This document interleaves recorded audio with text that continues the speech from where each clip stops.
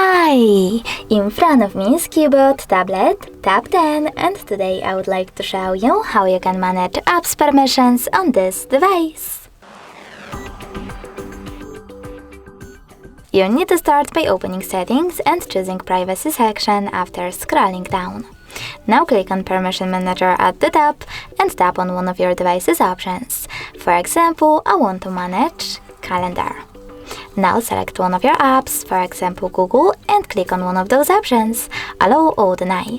I will go with deny, so now I need to choose deny anyway in this pop-up. And when I go back, as you can see, Google no longer has access to this device's calendar. But you can always pick any feature and then an app that you are interested in. For example, I want to manage all permissions for Gmail, so I have to click on it and tap on See All Gmail Permissions instead. Now you can manage all of them only for this app from here. Thanks so much for watching. If you enjoyed this video, don't forget to leave a like, comment and subscribe. Bye!